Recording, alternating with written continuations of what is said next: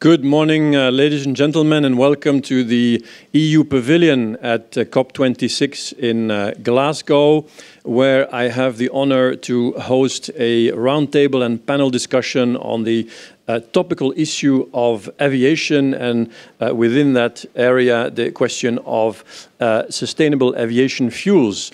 My name is Philip Cornelis. I work for the European Commission. I'm in charge of aviation policy, and I'm joined here on the podium as well as online by some very capable and knowledgeable colleagues. First of all, Kelly Kazire, who works with the Environmental Defence Fund, is Vice President for Global Climate there. Online we have Jane Huppe, who is Head of Environment at the International Civil Aviation Organization. Next to Kelly, we have Thomas Reinhardt, who is Managing Director of A4E, and at the far end, Karl Houtmeier, who is Managing Director of Norsk eFuels. So I will start with a couple of questions to the panelists, and afterwards I also hope that you will have some questions from the audience, whether in the room here or online via Slido, so that we can really have an active exchange on this topic. But let me start first with Kelly. Kelly, you are not a specialist in aviation. You're somebody who follows climate issues in general. You have extensive experience in COP. Can you perhaps tell us a bit from your perspective, what is the place today of the aviation sector in the overall discussions, and how is it perceived? Yeah, I mean, I think, this is my maybe 11th, 12th COP, okay. And we're seeing a growing recognition that aviation is an important sector. As much as we all want to reduce our travel footprint, the world will continue to need access to travel and transport via aviation. So as a hard-to-abate sector, I think we see more emphasis in the COP, at the Leaders Summit, at the ministerial level, in finding ways to make aviation sustainable over time. We also see really important domestic legislation arising. So there is a SAF blenders tax credit on the table in the Build Back Better package in the United States. We see the really important legislation coming out of the EU and its member states. And we see really important private sector partnerships emerging too. We just launched our Sustainable Aviation Buyers Alliance aviators group last week. So there is definitely a growing recognition that aviation will continue to be important as much as we will reduce our reliance on it, and that SAF, over the long term, has the greatest potential to decarbonize the sector. Thank you very much, Kelly. And now I would like to go over to Jane Huppe over in Montreal. And Jane, thank you for getting up very, very early to discuss with us this topic. As we say, if you want to achieve big results, you have to get up early, which is what you're doing. So what is, from your perspective, Jane, from the perspective of Montreal and ICAO, the influence of COP? Is it going to help you achieve what you're trying to do in aviation? How is that interaction between COP and the work you're doing at ICAO? Thank you, Philip. I think we are going to achieve big ambitious as we have been. We tried something like that. Do you hear an echo? Yes, we have echo, yes.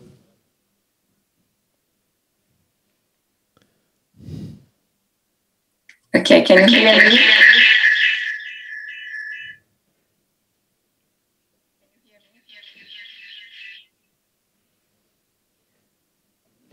Try again. Can you hear me?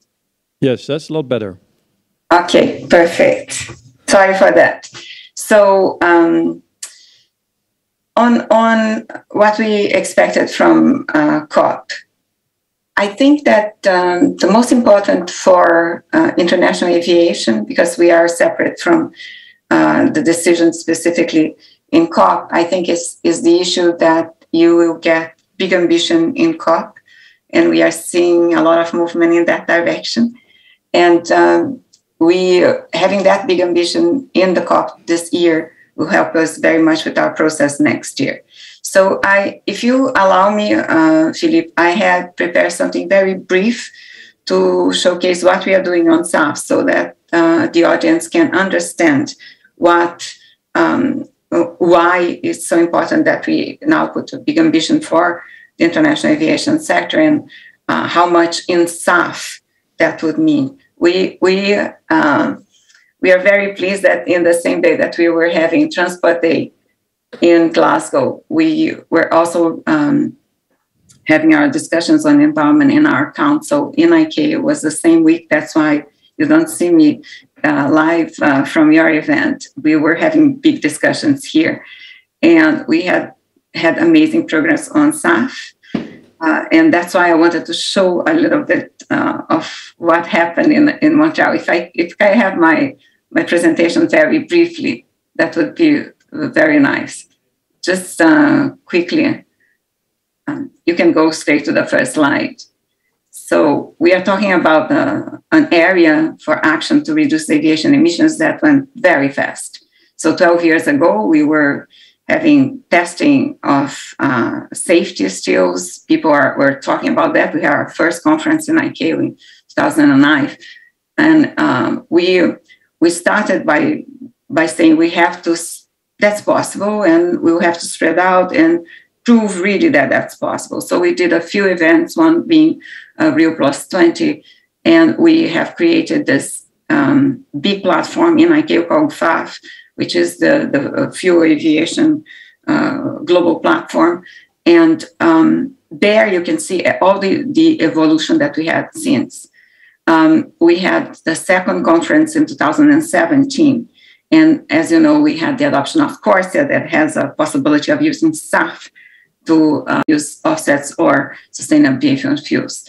And, I think 2021 is the year of the sustainable aviation fuels. We have never seen so much progress. You can see on the screen, it's incredible the number of offtake agreements, the number of airports distributing, the number of policies, the production, how we scaled up. And why ICAO is important there, because it's where we approve the global policies for SAF. So if you put a policy that incentivizes SAF in one country, it's one thing. If you put an international global policy for that, that's really helps. So measures, goals that help. So we are doing standards, sustainability criteria, life cycle methodologies for SAF. And you have to understand that's the first time that we have all of that at a global level.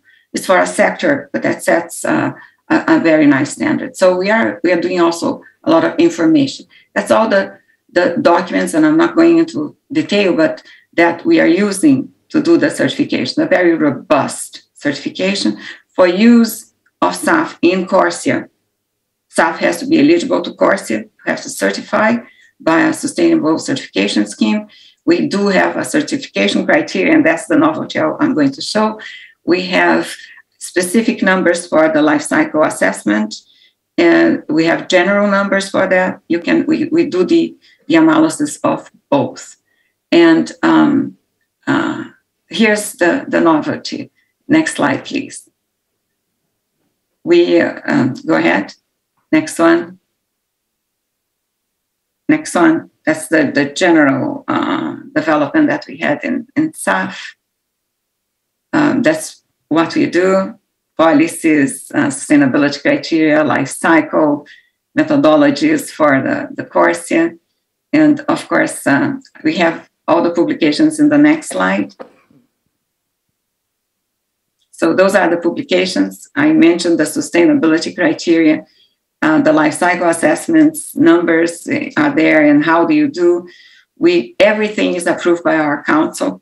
All this information that goes to states, that's available to all in our website. So those are public documents, and they are updated basically every 3-4 months, because there's so much novelty on the new feedstocks that we are certifying and putting numbers for the life cycle assessment, etc. If you go to the next slide, you will see now what happened this week. So sustainability criteria is fundamental for SAF. And what we had in ICAO first was for this pilot phase for CORSIA, we had two criteria that were carbon related, right? And that's happening right now. The certification is happening. We have two certification schemes that are already certified by the ICAO Council to do certification for CORSIA to say what is CORSIA eligible fuels. But now what happened this week is that we have complemented the criteria for sustainability. We now have more environmental and socioeconomic themes for SAF in ICAO adopted for the first phase. So just after that first pilot phase that we have for CORSIA, as we enter the first phase, this is already approved for the first phase. What it means is that the signal is there for the certification that this is the fuel sustainability that we want to use for aviation. So I think those are tremendous news from Montreal. And if we go to the next slide, I think in moving forward, you all know that we are putting a long-term aspirational goal next year in the Assembly. SAF is a huge component for us to achieve more ambitious goals, but we have an ongoing process, and it's very important that we had already approved 2050 ICAO Vision for Sustainable Aviation Fuels. It already asked for us to start improving the amount of development and deployment, but that before 2024, we had to put a quantified goal for SAF. And we are aiming at having that meeting just after the long-term goal next year on 2023. We are putting this roadmap for the SAF globally to achieve the new goals that we expect in the Assembly. In the next slide, please, it's just a summary of all this amazing progress that we have. I really insist that you go to our website. We have live, what are the flights that are happening, this map that you see there. Those are the flights that are happening right now on SAF. You can see it immediately in our website. And we have trackers that we have developed. We have trackers for technology, for fuels, for operations, all the elements you can use to reduce aviation emissions. And the trackers now for fuels, they are those that you see there. You have the pathways, you have the airports that are distributing the amount of fuel that we have already in offtake agreements, and it's billions of informations that you can have there. So I think you have here a few of the highlights. And last but not least, I wanted to just say we have a series of publications that facilitate our states to engage that. You know that for traditional fuels, we have 20 states are responsible, like 90% of the fuel. We want all states to be engaged in producing sustainable fuels. And that is what's going to make a big difference. That's what's make us really reach our no country left behind. So sustainable fuels has that potential, Philippe, to do that. So our expectations for COP is that we have the financing, we have this drive for the cooperation, and we have seen so many coalitions now of states that are really wanting to push aviation. So I think we are getting there, and I'm very positive. So from COP, I want that ambition. I want an Article 6 that allows us to move forward with CORSIA very strongly so that we can use CORSIA as also a big policy for sustainable fuels as well. Thank you. Thank you very much, Jane, and for that overview of what you've been doing over the last 10 or 12 years, which is very impressive. And as you were saying just a few days ago, adopting the first ever sustainability framework, even though you're a civil aviation organization and not an energy organization, because this did not exist at a global level, you had to develop it. We had to do it, yeah. And are pioneering and trailblazing this in this area, because SAF is really important for the aviation sector. And that's precisely the question I wanted to ask now to Thomas, who is Managing Director of Airlines for Europe and representing the airlines. Before zooming in more on SAF as such, can you say us a bit about where you see the role of the aviation sector in the climate change debate and in COP26? and what commitment the sector itself can make to the discussions that are taking place here. Thanks very much, Philip. Thanks for the invitation to the European Commission. The question is for us, isn't really new. What can aviation do to reduce CO2 emissions, to reduce fuel burn, and so on? I think the big game changer that we've seen is, thanks to Airlines for Europe, I should say, we took the initiative more than 2 years ago in my team to get together with the other partners in the aviation sector, so the airports, the manufacturers, and the air navigation service providers, to think about the roadmap, how we can get together as an entire sector in Europe to net zero by 2050. Perfectly in line what we need to do in order to reach the goals of the Paris Agreement, and which was in line already then with the green agenda. It took a lot of work, but that's good because it really faced us, it put our minds on the difficulties and what this all means. This is a very serious commitment we launched in February at all levels. All the CEOs of Airlines for Europe signed off on it. And since then, I think we've seen the number of initiatives by the airlines in Europe, but also outside of Europe, which is also the good news, really escalate. In Destination 2050, that's how our roadmap is called. SAFs are one of the 4 main pillars in order to reduce CO2 emissions. And as Kelly's already said, it's by far the most efficient way to reduce CO2 emissions. That's where actually a lot of our focus will be on going forward. We're actually also happy that the European Commission has taken the SAF, I would say, challenge really seriously in the Fit for 55 package, which we probably can talk about a little bit later. But we are very much in line and on the same page with the European Commission from a general regulatory framework.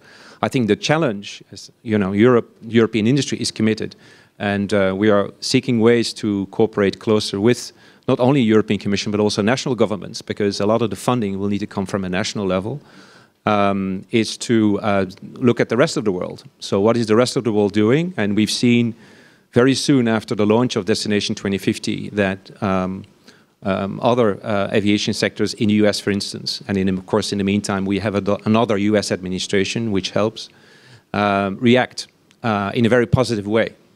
So actually I think we can be very proud that we took the lead in this initiative, and I do think that we did change a lot of the mindsets. And now the challenge is worldwide to get all of us in the same direction, on the same page. And I'm very happy that IATA, this AGM, announced very clear targets, the same targets, and virtually the same type of measures of how to get there, sort of as a roadmap. So I'm very positive. Again, it took a lot of work, and that shows how serious we are committed at all levels. And just to end on that, this is really serious also, not because we believe it as airlines, but also our passengers increasingly, they want to fly in a greener way. They want to contribute themselves on an individual basis, but also largely, but also investors, right? Our shareholders take the green economy extremely seriously. There's a whole debate about taxonomy. And so I think this initiative, Destination 2050, and worldwide, I hope that then also the aviation sector, that we can have I would say, a really green label because of these efforts. And again, SAF play a hugely important role in this, because at least until 2035, we will have no other alternative but to fly on drop-in fuels, on fossil-based fuels. And that's where SAF come in. But yep. It has, of course, still some challenges, which I'm sure we'll tackle later on. Yes. Thank you very much, Thomas. And let me go over to Carl of Norsk E-Fuels. You must be very happy to hear your airline customers say how interested they are in your future products. You're a front runner in the production of synthetic fuels, which of course is the holy grail in the area of SAF. And can you tell us a bit more about what issues you see still to be able to ramp up production of synthetic fuels? Will you be able to respond to that demand that clearly is going to come from the airlines? Well, absolutely. That would be the simple answer. No, I mean, if we look at synthetic fuels, I think the key difference from biogenic ones is we start with the same feedstock. We start with water and CO2. I think the difference is we use renewable power to really change those molecules to create hydrocarbons, or in other words, fuels, which can be used as drop-in fuels in today's infrastructure. So as mentioned, this is going to be incredibly important, and we absolutely see the demand for this fuel and the demand for this solution to decarbonize in the future. Now, the market has always been a struggling aspect, to be quite frank, right? I mean, because if you talk about synthetic fuels, today they're not cost competitive to fossil solutions by far, and they're not cost competitive to a few of the biogenic solutions which are available. But at the same time, we know that this solution needs to be developed because there are feedstock constraints, and quite frankly, you're also at the beginning of sort of the economics to drive down cost via scaling, via innovation. So the key aspect has always been the market. Now we see the good incentives. The market is sort of, there's a picture ahead of how the market is going to look. And I think now we are at a good position to start. So the second part that we now get to get out of the way is bankability. So this technology is still new, which does not mean that it has not been piloted. Quite the contrary. I'm basically representing North Ski Fuel.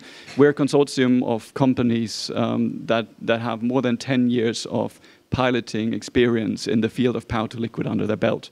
One of our key stakeholders being Sunfire, who has pioneered the power to liquid process and has also some very innovative electrolysis technology. Because this is the bottleneck technology you need. You need hydrogen to produce these fuels. So basically, you need electrolysis, and electrolysis is something that needs to ramp up, something where costs need to go down, and where really the efficiency is the key advantage, because this is a power-intensive process. So efficiency is key, not only for economics, but also for the ecologic. Kelly, you want to react? No, not yet? No, I saw you take the microphone, that's why. Just to follow up on that, your most important raw material, so to speak, is going to be green electricity. Is that going to be something you're going to be capable of acquiring, because everybody wants green electricity? Yes, that's absolutely true. And I think this is also one of the key aspects why sort of synthetic fuels are quite often criticized or looked upon a bit skeptically, so to speak. But the beauty about power to liquids is, in the whole process, you use electricity and you transform it into a chemical energy carrier, which is very easy to transport, which is very easy to store. So quite contrary to most other electricity consumers within Europe, for example, if you look at heating sector, right? If you're looking at the heating sector, you're looking at heat pumps, you're looking at electricity consumption in the industrial zones, in those high demand areas. Whereas we have the ability, we can basically shift production to wherever supply is available, right? So you orientate yourself on the supply, not on the demand. So basically, power to liquid is actually an enabler for additional tackling of renewable, or to get more renewable energies into the market, because what this allows you to do is basically to go to locations where there might be a weak grid, where there might be no grid at all, but where there are good renewable energy resources that you could tap into. And all of a sudden, you build up a production facility, you produce a transportable and storable fuel, and then you get that fuel to the demand centers where it's needed. Mm-hmm. Yes. Thomas, Carl was mentioning the question of the cost competitiveness or the price competitiveness of alternative fuels, and synthetic fuels are probably still the most expensive in the whole range of SAF pathways, but also the other fuels are clearly more expensive currently than kerosene. How do you see what kind of measures or incentives or options or regulatory tools do you think we need in order to help you overcome that cost issue?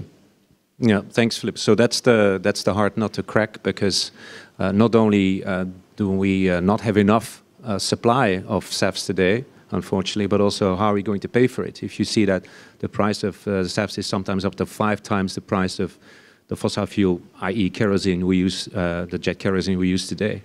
So there's different ways of doing that. And of course, I think one important point is at the same time remain technology neutral in the whole discussions of SAFs. But I think from a price perspective, yes, I think first of all, the European Commission does foresee its potentially the revenues that can be used from the EU ETS fund. The problem is, again, in today's proposals is it's actually very vague to which extent the Commission is asking the member states, they're asking or recommending member states to use the revenues out of this fund for investments in aviation and therefore also in SAF. So there's no real clear commitment, I think, yet from the member states to take those revenues, to earmark those revenues from the EU ETS fund perspective and put those into investments such as SAFs.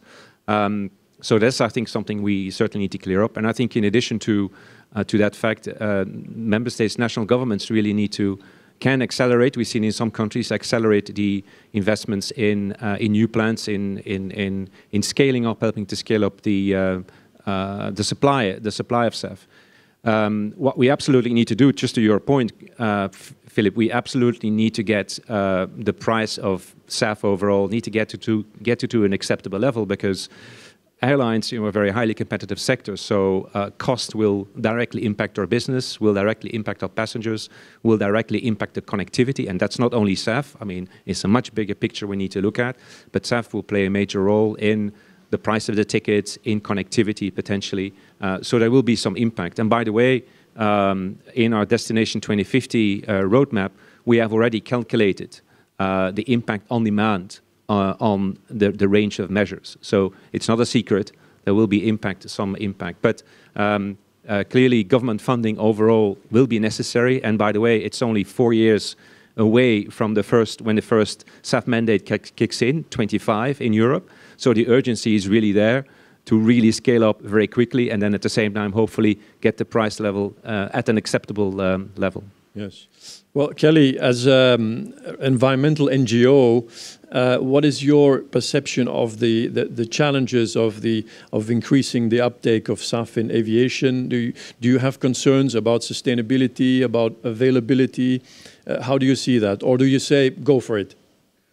I mean, I think the answer is yes. But what I mean by that is I think it's true, and we've heard from other panelists that cost is the biggest barrier right now. But we also know that not all SAF is created equal, and we really have to ensure that we have environmental integrity in the interventions that we have. So I really want to welcome ICAO adopting the extended sustainability criteria. Our own Pedro Priscabezas was really closely involved in the development of that, and we're ecstatic that it's been approved by the Council. I think that's a really important step, and it's a really robust framework. I think I'd also like to welcome the focus in Fit for 55 and Refuel Aviation on getting those criteria right. And I think we all need to work together to make sure that we don't see the journey of SAF as a journey of unintended consequences. I think we all want to avoid that, and that's what these safeguards do. We want to make sure that there's enough staff, that there's enough feedstock, that we're moving through these feedstocks into the different technological areas. So we don't want to put perfect in the way of the good, but we do have to make sure that we have environmental integrity. So we're really looking forward to working through all the tools in the box, through government regulation, through international regulation, and through private sector initiatives where we help air transport customers pay down that green premium, but always framed through very careful environmental integrity. Yep. Thomas, you want to Philip, react? yeah, if I could just comment, fully supported Kelly and what I said before about taxonomy. I mean, just to be clear, the airlines, our passengers and investors, we want full transparency on the programs. The same for the offsetting programs, by the way, that discussion as well. We want full transparency, right? So we don't really want to see negative impact on food supplies, on deforestation potentially. So that's not the way to go. So just to be clear, also from an A4E perspective, and I think for the entire industry, that holds that we are really sustainable. We really mean sustainable criteria, and it needs to be fully transparent. It needs to be solid systems that can be monitored, controlled, because otherwise it's a wasted effort, really. Yeah, as a relative latecomer in alternative fuels, aviation now can avoid the mistakes of the early generations and go for the right ones straight away. Maybe I can go back to Jane. Jane, we see that a lot of policy activity is taking place in Europe and in North America with governments wanting to move ahead and create the right framework. We also see that the aviation industry not only in those two continents, but now also globally, is much more ambitious in its decarbonization efforts, including SAF. And of course, we know that if we want to green aviation, we need to do this on a global scale. What do you think is going to be possible now in the near future? You were saying there's a lot of momentum on SAF.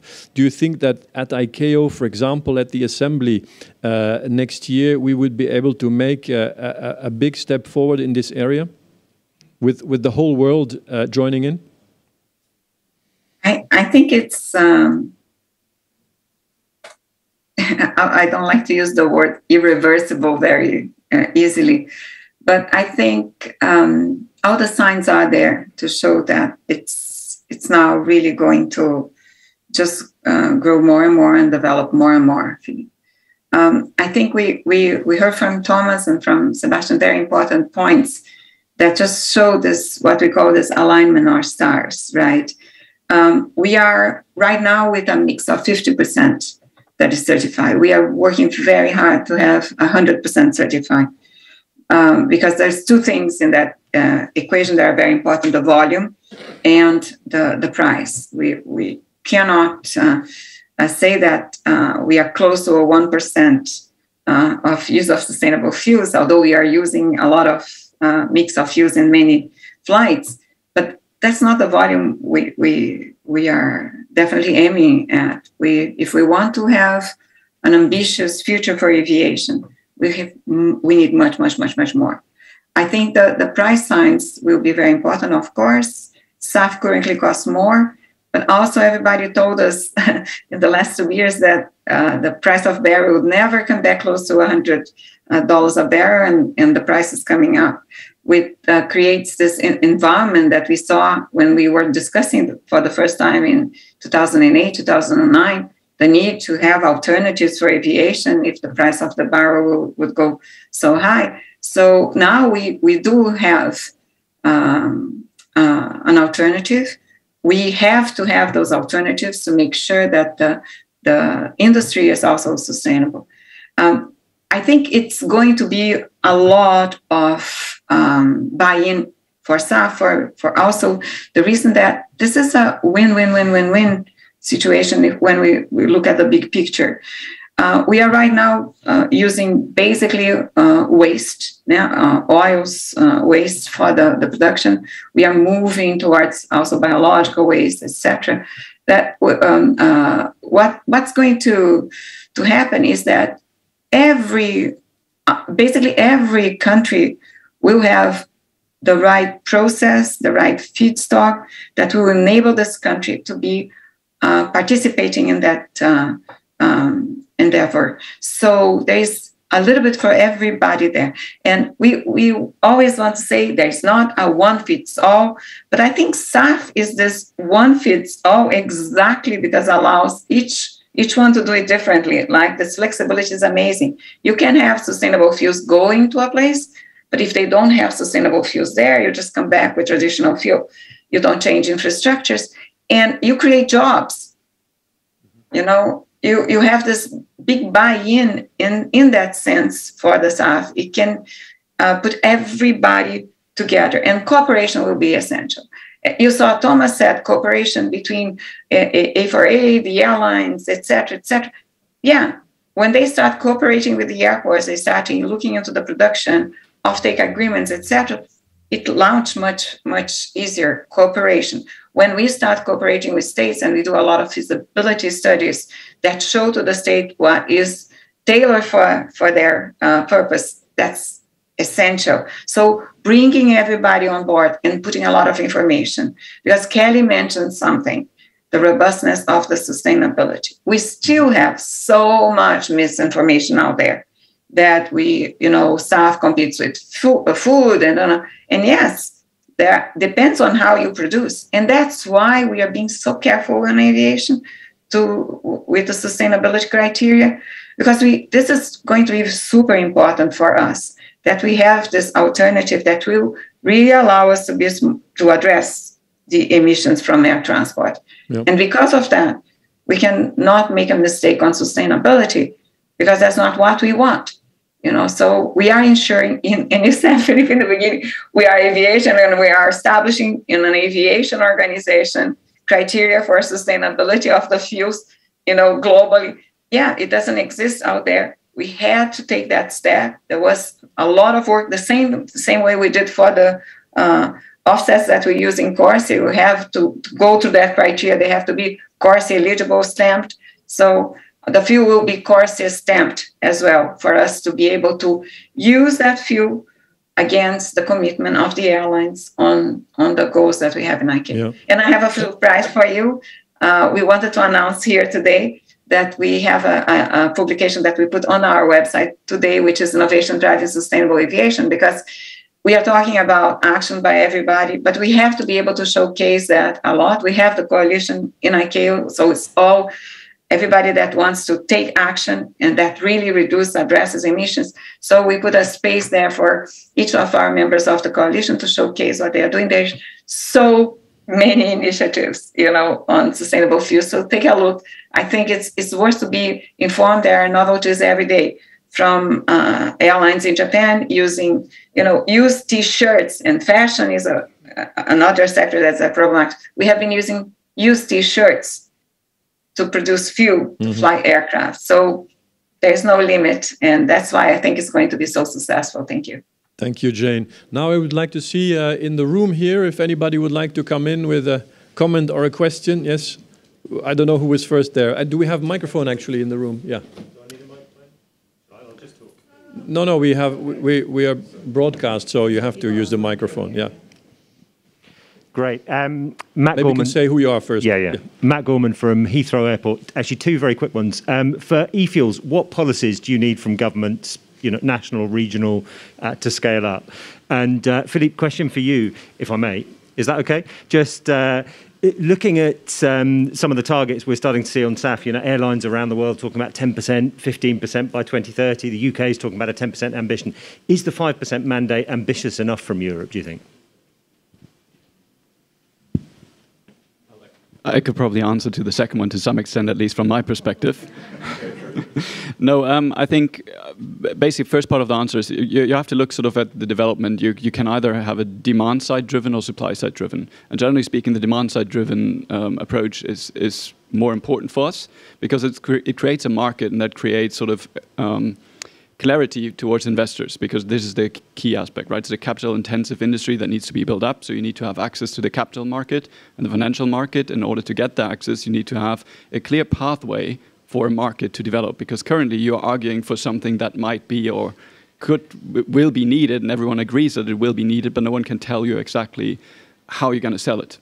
So first aspect is demand-side driven policies, and I think there we have a very, very good framework with the Refuel EU Aviation proposal on hand, basically having clear quotas, having those quotas up to 2050 in a 5-year increasing sort of trajectory, and more importantly for us, having sub-quotas for power to liquid, because we need the separated market to be able to develop this technology before you sort of throw everything into the same pond, so to speak. So I think that's super important for us. The other side that you still need, though, is supply side support, because basically you currently have a market that's great, but now you're in a position where everyone is a bit hesitant to do the first step because you have a first mover disadvantage. Because basically you know that by implementing this technology, costs will go down, right? The first project will be much more expensive than the second one. Due to bankability reasons, your capital will be more expensive than the second project, but also the technology will develop further, because we're talking about electrolyzers, for example, which is still at the beginning of the cost trajectory. So in the end, you have a first mover disadvantage, and this can't be. Because if you have a first mover disadvantage, everyone's just waiting for the other one to take the first step, and then they can profit from it. And if we do that, then we're simply out of time, right? Because we're talking about chemical industry, which takes more than 3 years of project development before you start construction. Then you have a year of construction. Then you start commissioning. So basically, you really have to start now. In order to do that, people have to be sure that they're betting on the right horse, so to speak. So I think this is incredibly important. And then maybe last comment on sort of, are we ambitious enough? What I've just said, Refuel EU Aviation is incredibly useful and important for us. I at least agree on the 2030 mandate, so to speak, having only 5% SAF, but more importantly, having only 0.7% as a sub-quota for power to liquid, I believe is simply not ambitious enough. Because if you just look at the projects which have already been announced throughout Europe, you have already fulfilled that 0.7% quota. So basically, you need more incentives. Otherwise, new players in the market will simply ask themselves, why should I start now? So many projects have already been announced. There's no place left for me in the market. Yeah. Well, to your question on the ambition level, obviously this is at the core of the political discussions everywhere. Where should we set the bar, and how quickly are we able to ramp up? We have proposed 5% by 2030, but let's keep in mind this is just one step in a longer trajectory, and we actually have proposed 20% by 35. So our ramp up is going like this. It's not linear, but it's going like this. And it's based on what we've studied in terms of production possibilities on the one hand, and the needs in the bigger package, because obviously we've modeled the overall pathway towards decarbonization for aviation and the rest of transport and the rest of the economy. And with that trajectory that we've proposed, we will get there. So it's a combination of those issues, but we've also built in a review clause in 5 years' time. If we see that the technology is advancing more rapidly, the investment is flowing in, and the production possibilities are there, we can increase the mandate. And let's not forget, it's a minimum. It's fine to put more into the market. Airlines can buy more if they want to. It's a minimum, and it's a mandatory minimum. If you don't get there, you're going to pay very high fines. So some of the ambition levels we hear about are more aspirational political announcements. This is a law. And the last point I wanted to mention is there's always a link between the level of ambition or the amounts that you can bring to the market and the sustainability criteria that you're applying. The stricter you are on sustainability, the fewer volumes you'll be able to bring to the market. So then there are some differences between countries in what they will allow and not. Okay, let's pass over to you, Jonathan. Thank you. Thank you. Jonathan Council, International Airlines Group and the UK Sustainable Aviation Collaboration. And I have to say it's very exciting. We're seeing this alignment around SAF and recognition of the very important role it's going to play in helping us decarbonise.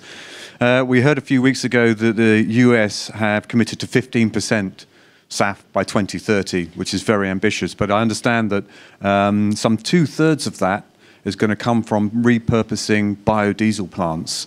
So that's how they've been able to establish that very ambitious target. Do we think that there's some opportunity to do that, the same thing here in Europe? Who wants to answer that?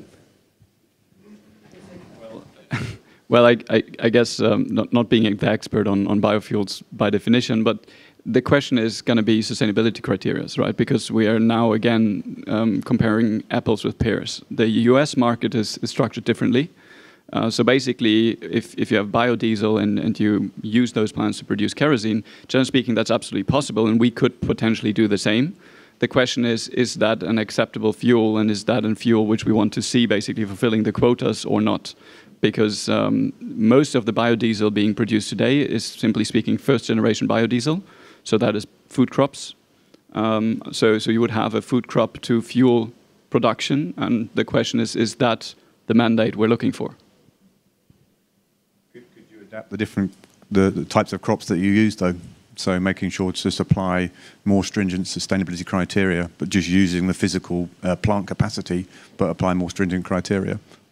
My understanding is that in the US, those fuels will have to meet the sustainability criteria of CORSIA and other carbon pricing schemes. So they're not going to be producing unsustainable fuels.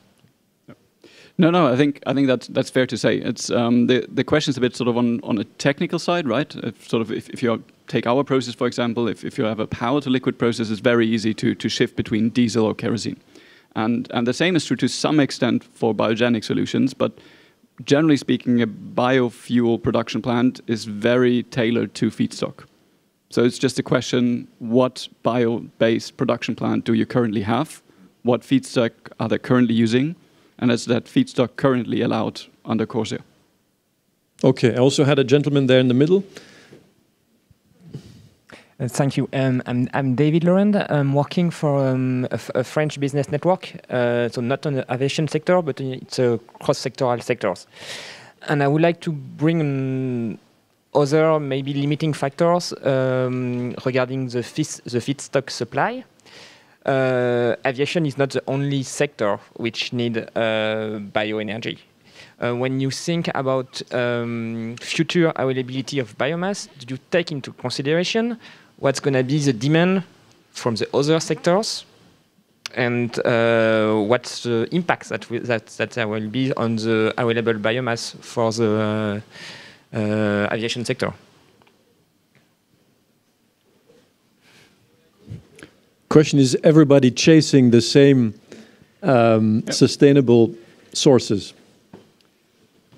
Kelly, you want to take that? I think we need to expand the feedstocks, right? We need to, if we're going to scale SAF, we're going to need to be able to rely on a wider variety of feedstocks, and we need to go in the direction of power to liquid and other emerging technologies, and we need, but the problem is, you know, the barrier to SAF right now is the cost premium, and some of those emerging technologies come at even higher cost premium. So in order to get all of those to scale, we have to address them through regulation, through supply side and demand side that we've heard of. I mean, we have to just start addressing that green premium and get more feedstocks available all the time, framed by, you know, full life cycle accounting at a really significant threshold, along with rules that ensure that there's not negative indirect land use change. I mean, so we have to, once we get those rules right and use all those levers that we have, I think we can move through the different feedstocks. But you're right. Right now, that's where we are. Maybe just to add, Kelly, I absolutely agree with what you said. And I think that is basically the key argument why we're not at the end of the line, right? So if you look at SAF production, that's why you look at power to liquid as one of the future fuels, because it basically brings a solution to this feedstock supply shortage, and to some extent, and that's also why you look at advanced biofuels, because that allows you to tap into different feedstocks which are currently not used yet. So that is actually exactly why you're looking at sort of the next generation SAF, so to speak, to alleviate this difficulty that you currently faced. Oh. Thank you very much. Over the gentleman there. Thank you. Chris Surgeon from Green Air. You've talked about unintended consequences, Kelly, and we've talked about mandates. Isn't one of the unintended consequences of a mandate and the cost differential that you could end up with fuels that are sort of not quite as sustainable as they should be, and lose out on technologies, more advanced technologies, that actually might be better in the long term as a result, as I say, of a mandate that, as I say, could cause a rush to less than decent and sustainable fuels?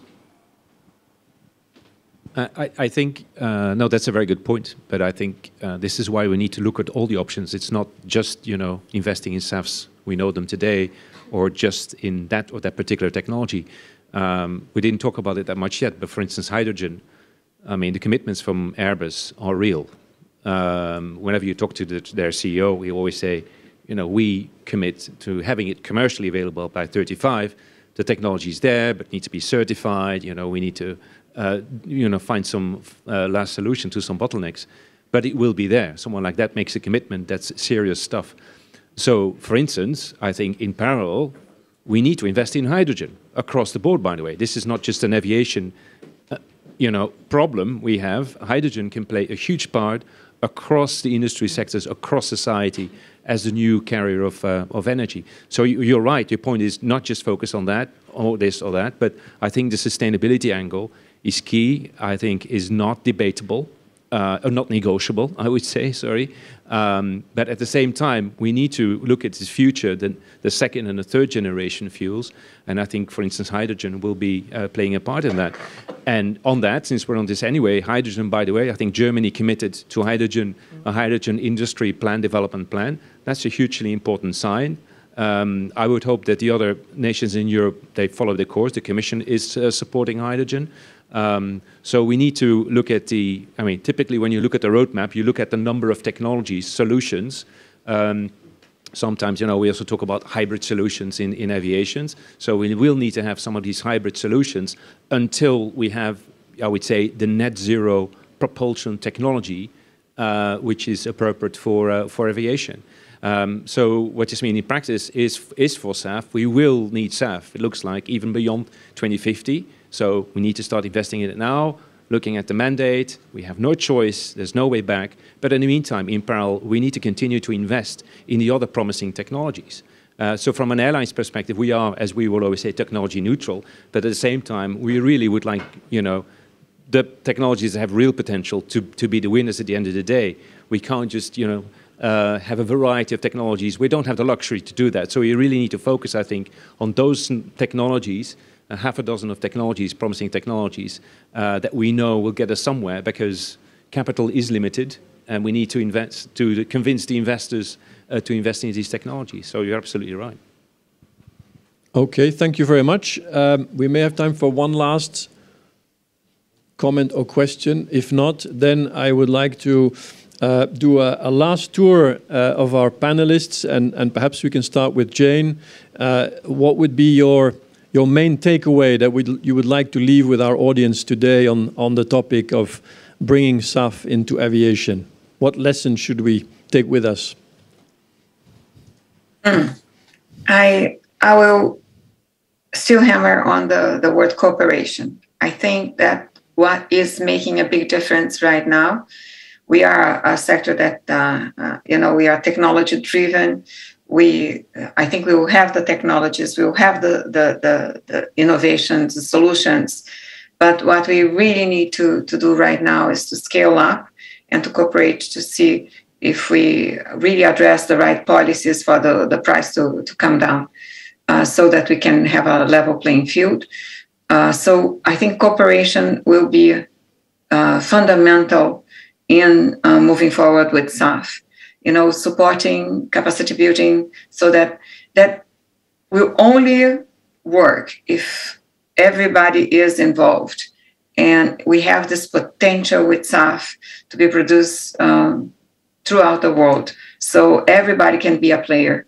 And this is what can make or break, a successful ambition for reducing aviation emissions, is that we have to have solutions that will allow each one to participate. And I think that SAF will, and cooperation and transfer of technologies, capacity building, will make the difference for us to have SAF throughout the globe.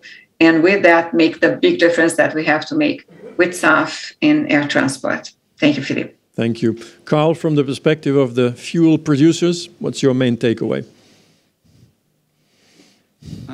Well, since cooperation has already been said, and I don't want to steal the sustainability standards from Kelly, I would probably say and double down sort of on the support schemes which are needed. And again, the demand side support, which we see from Refuel EU Aviation, incredibly important, incredibly, it's the right sign, basically, the right signal going the right direction.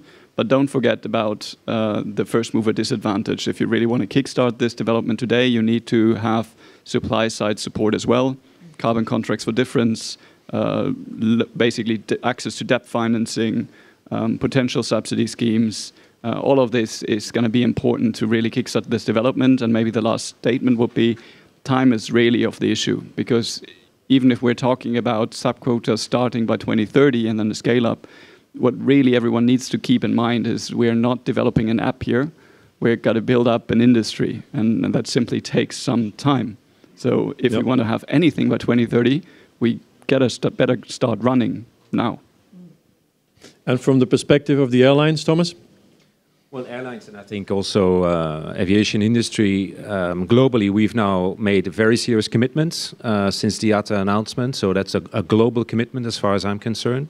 And so I'm really looking at next year's ICAO General Assembly. I really hope it's ambitious enough, because now we need the governments globally to work with us. We can't do it on our own. Capital is limited, but we need to write regulatory framework, and the commitments at the global level to follow our commitments, ideally. Kelly, you have the final word. Environmental integrity, of course. No, I mean, but it is crucial. It is crucial to avoid these unintended consequences. It's crucial to frame all of the initiatives. But I will completely agree with the point on cooperation, right? Like we need, as civil society, to be working with the industry, both the fuel producers and the airlines, and with government, because we, there's not any one perfect solution. We're going to need all the tools in the box, all the crayons in the box. We need all of it to start to work together to scale up this industry.